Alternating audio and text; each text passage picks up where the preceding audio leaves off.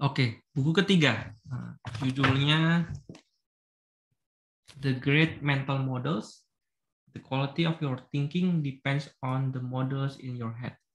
Nah, buku ini sebenarnya lebih umum, nggak terlalu spesifik tentang desain atau research atau product management, tapi ketika kita bekerja sebagai designers atau researchers atau product managers, ada satu kualitas yang kita butuh, yaitu cara berpikir, critical thinking, hal-hal yang banyak dari orang manajemen consultant lebih jago atau lebih banyak punya pengalaman tentang hal itu dibandingkan kita. Karena mungkin mereka emang waktu jadi kerja sebagai consultant, diajarin tuh framework-frameworknya. Nah, buku ini, The Great Mental Models, seperti rangkuman lah, kira-kira framework-framework dalam berpikir, framework-framework untuk mempunyai critical thinking yang lebih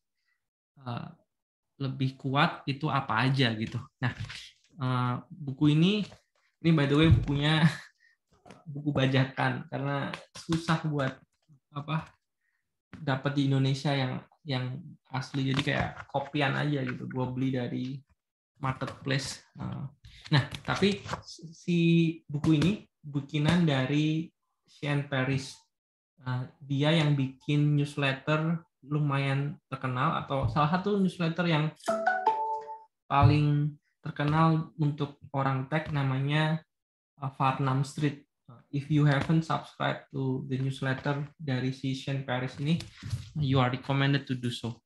Nah, di dalam bukunya dia basically ya cuman ngejelasin berbagai macam framework cara berpikir gitu. Ada 1, 2, 3, 4, 5, 6, 7, 8, 9, 10, 11, 12. Ada 13. Ada 13 cara berpikir atau 13 framework berpikir yang dijelaskan sama si Shane Paris ini. Beberapa lumayan terkenal, kayak Occam's Razor, kayak the simplest way itu biasanya yang paling works. Inversion, selalu berpikir dengan cara yang dibalik dulu gitu. Second order thinking, cara berpikir untuk berpikir efeknya nggak cuma first order tapi second and third order thinking. Causation versus correlation, membedakan antara causation dan correlation. Circle of competence, gimana cara tahu bahwa kita tuh nggak pernah tahu tentang semua hal, jadi harus tahu mana yang our circle of competences, and di bagian yang bukan competences kita harus ngapain. Nah, hari ini kita cobain satu yang gue lumayan favorit, cara berpikir critical thinking yang gue lumayan suka, yang sering gue pakai, namanya first principle thinking. Ada di halaman berapa ya? 92. Gua baca sedikit ya, mungkin sedikit tentang ini apa, terus caranya kayak gimana. First principles thinking. First principle thinking is one of the best ways to reverse engineer complicated situations and unleash creative possibility, sometimes called reasoning from first principles. It's a tool to help clarify complicated problems by separating the underlying ideas or facts from any assumption based on them. What remains are the essentials. If you know the first principle of something, you can build the rest of your knowledge around them to produce something new. Jadi, in a nutshell, adalah gimana caranya ketika kita mengalami sebuah problem, either itu problem apapun, even problem di bidang produk, users problem, product development problems, gimana caranya membredel atau menganalisa supaya membedakan mana yang asumsi, mana yang bias, dan mana yang benar-benar a real problem gitu. Nah, metodenya paling gampang, ada satu paragraf dia bilang gini, untuk melakukan ini atau teknik untuk berpikir secara pakai first principle ini. If we want to identify the principle in a situation to cut through the dogma and the shared belief, there are two techniques we can use, Socratic questionings and the 5 whys. Nah, yang 5 whys pasti udah lebih familiar. Jadi bertanya terus-terusan sampai benar-benar dapat core dari inti permasalahan. Contohnya Kalau gue lagi ngasih mentoring lewat Edipilis, orang tuh suka bertanya kayak gini misalkan, Kak, Yoel, gimana caranya supaya ada desain proses yang bagus diimplement di tim gua gitu. Nah, biasanya gua akan nanya, kenapa lu butuh implement desain proses yang bagus di tempat lu gitu. Mungkin dia jawab, oh ya karena nggak punya waktu yang cukup buat melakukan riset misalkan. Terus gua akan nanya lagi, emang kenapa lu butuh untuk melakukan riset? Terus dia mungkin bisa jawab, ya mungkin kadang nggak tahu gitu. Nah itu baru kelihatan tuh bahwa mungkin problemnya nggak ada hubungannya dengan desain proses, nggak ada hubungannya dengan research. Gitu.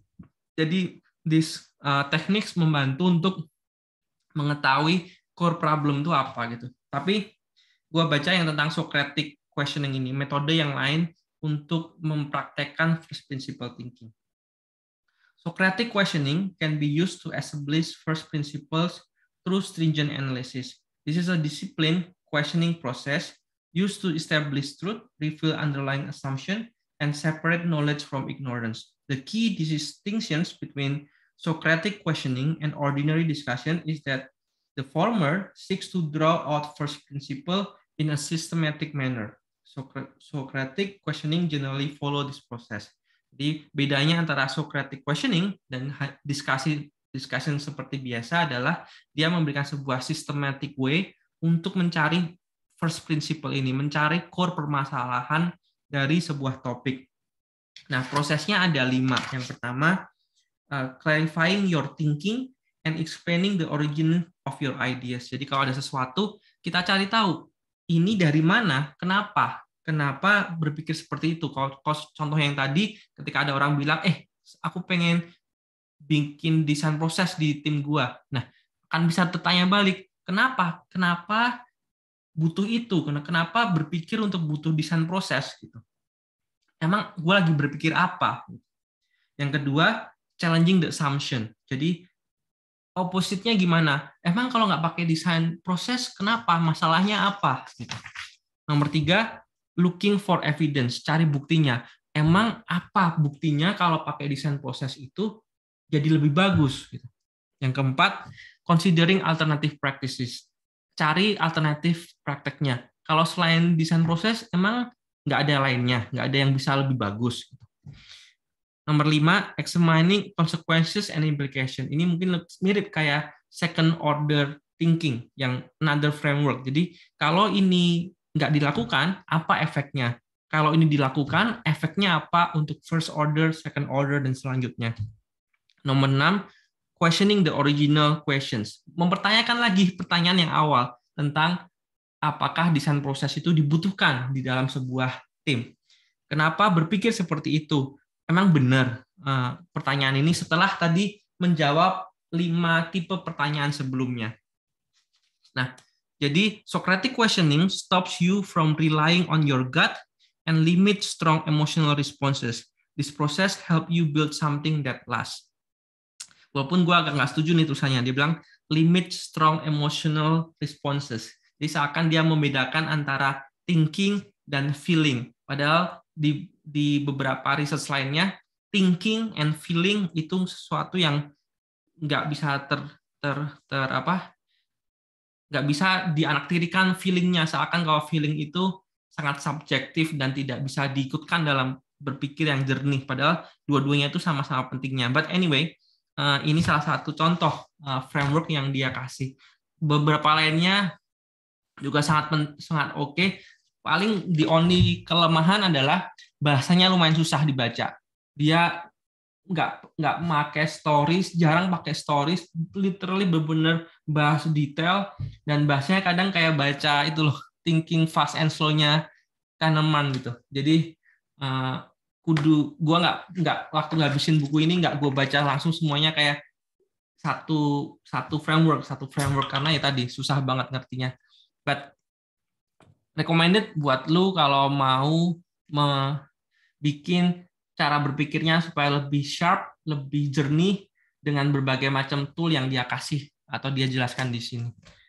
good luck cari bukunya yang hopefully you didn't find the bajakan one like me. Bye.